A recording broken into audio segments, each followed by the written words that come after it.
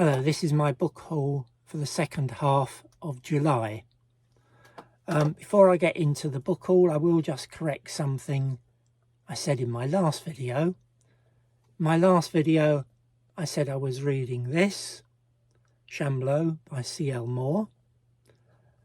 And in it, I believe I said there were 5 separate short stories, 2 about Jirel of Joiry and 3 about Northwest Smith. I had about 40 pages to go and I believe that was just one story left. I discovered on reading it, and I have now completed this, that it was in fact 2 stories. So just to correct what I put in my last video, this book comprises 2 Jirel of Joiry stories and 4 Northwest Smith stories. And this book will now be going back into my tray of duplicates. So I will be trying to get rid of this at some stage. As you can see, it's got a faded spine. It does have a little crease at the bottom corner, but generally a very nice copy of what is a relatively hard to find book. I'll now get into my book haul.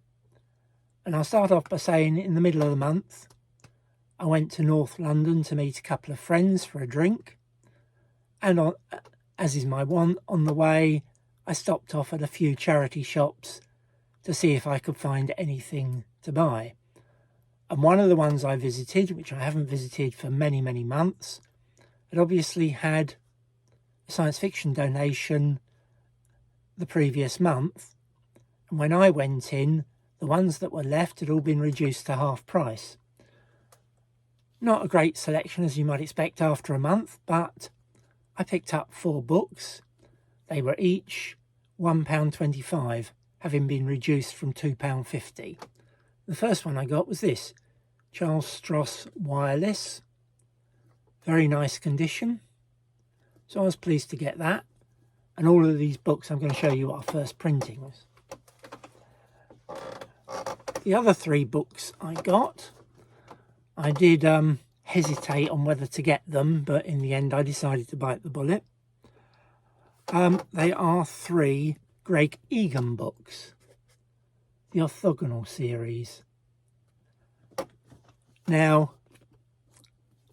these are trade paperbacks, which I don't really like to collect, but this series I hadn't seen around, and the chance to get 3 in one go in generally absolutely excellent condition seemed too good a chance to miss. It's at least, I would guess, at least 15 years since I last read any Greg Egan, so I thought I couldn't resist the chance to get these 3 and perhaps try them. Would any of my viewers recommend this set or not? So it's a long time since I've read any of his, so I'm curious as to whether it's worth the effort to try and read those. So back in South London, basically I went to one of my shops that still does 2 books for £1. And I saw one book that looked interesting. I know absolutely nothing about the author, but I am rather partial to a time travel story. And so I thought I should get this. And it was The Ministry of Time by Kalyan Bradley. It's a first printing in generally very nice condition. And for £1, I thought I would take a chance.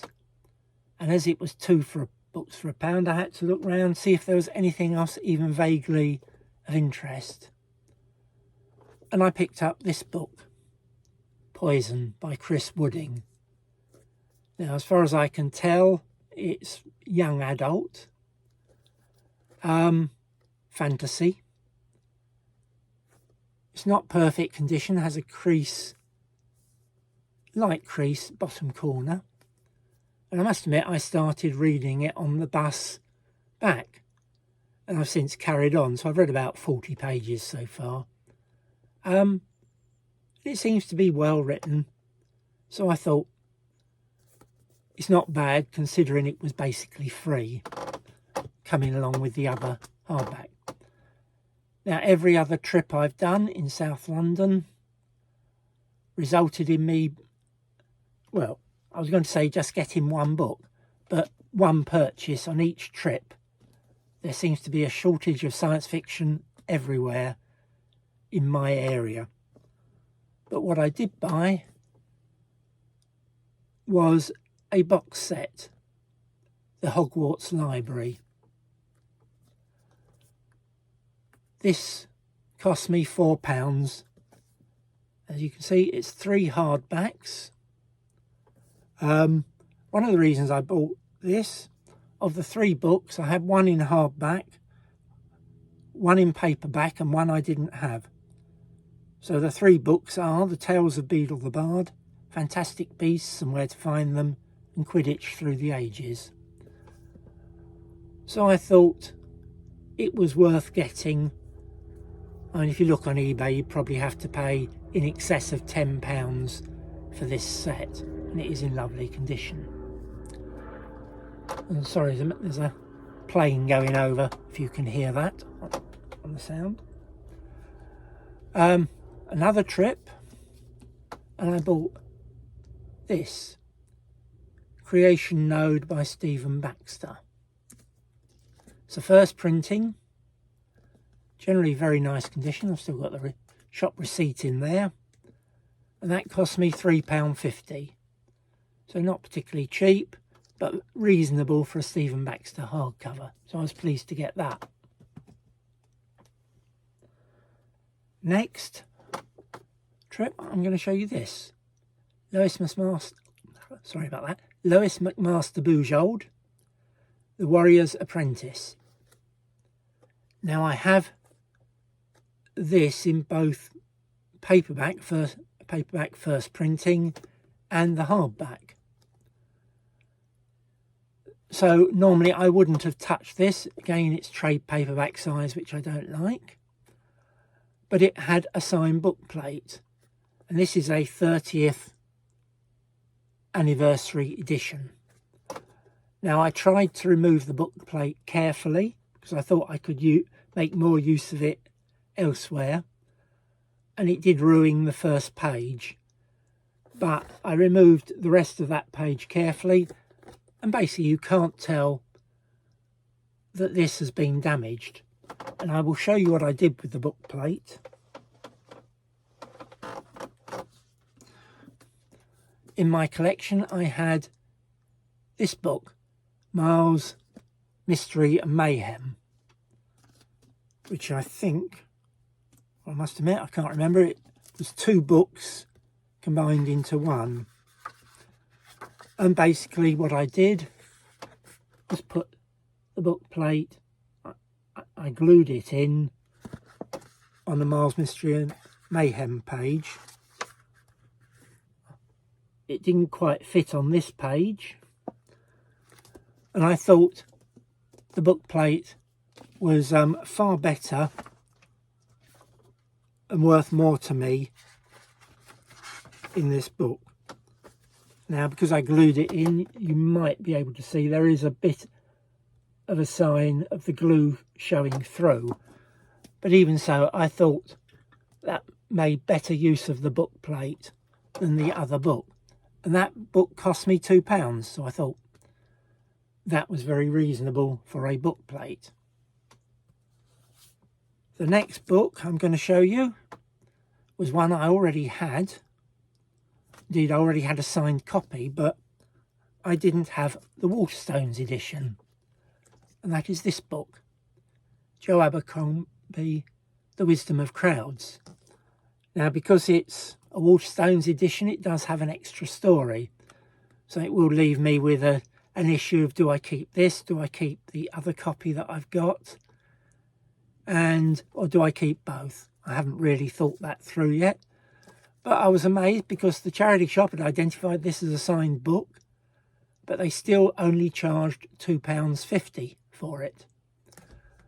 So I thought that was a bargain, and I couldn't really pass that by.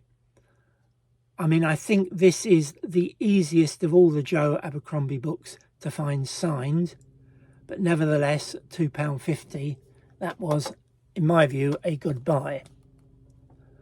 And the final charity shop buy I'm going to show you, no, well, not quite the final one. The last one, my standard science fiction that I'm going to show you, was a book I'd never seen before. Again, another trade paperback. But this one I couldn't resist. It's The Best of Gene Wolfe. A Tor paperback. Generally lovely condition, though the cover is sort of tending to bend a little this. But I am fond of buying best of books, and I certainly hadn't seen this before.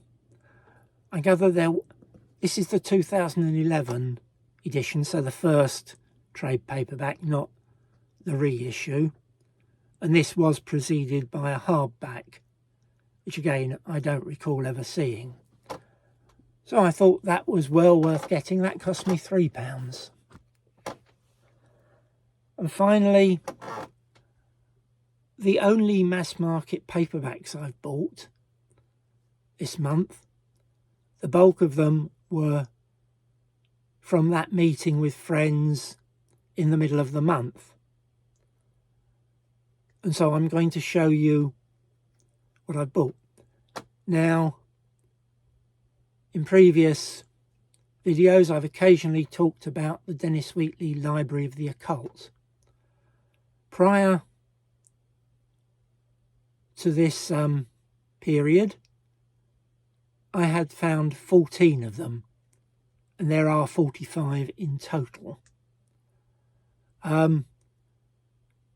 Basically, I think 20 to 30 years ago, someone told me it's one of the most difficult sets you can imagine to complete. And I sort of like a challenge, so I thought if I ever see any, I will buy them. And over the years, I managed to find 14. And I have shown you these in a previous video, but I will show you the ones I already had. Basically, I've ignored them if I've seen poor copies. So pause the screen if you want to look at the titles and do that. But those were the 14 books that I had. It's not really science fiction. It's not really great interest to me, but it was a challenge which I accepted. Now, the friends that I met in the middle of the month, one of them, who has been gradually downsizing, had also tried to collect probably on the same basis. If he saw a nice copy, he would buy it, and he'd managed to get 20. Pardon me. And he showed me his list, and basically he had 14 that I didn't have, and we had 6 duplicates. And so, like me, he thought probably he would never ever get the complete set. And so I asked him if he was interested in selling, which he thought about and decided to sell to me. So I'm going to show you the ones that he sold to me. I'm sorry if the books are going to slip or change, but those are the ones that I bought. That's 14 books. So I will go through and show you the ones he sold to me, mostly in very nice condition, but all to some extent having a bit of sun fading on the spine. So, first one, The Hellfire Club by Donald McCormick, and that is number 26. Next, Dark Ways to Death by Peter Saxon, and that is number 32. Sorry, pardon me. Uncanny Tales 2. There were 3 books, Uncanny Tales 1, 2 and 3. I have one, or I already had one. This is number 2. And the third one is probably the most difficult to find, and I haven't found that yet. Next is The Greater Trumps by Charles Williams. This is number 35, which I think was the latest one, one he had in the series. Next, sorry, these books won't stay upright. Next was The Mighty Atom, Mary Corelli, number 27 and in lovely condition. Next is Down There by J.K. Huysmans.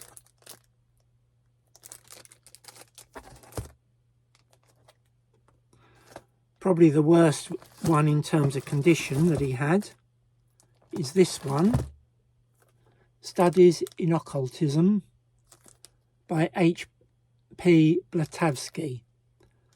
Now this series incorporated both fiction and non-fiction books about the occult. And this one was number 4, volume 4. Next, Black Magic by Marjorie Bowen.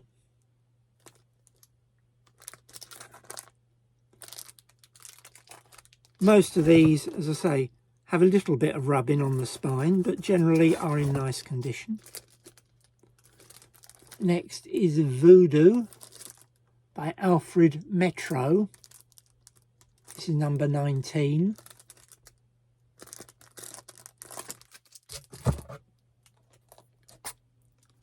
Next is The Affair of the Poisons by Francis Mosica.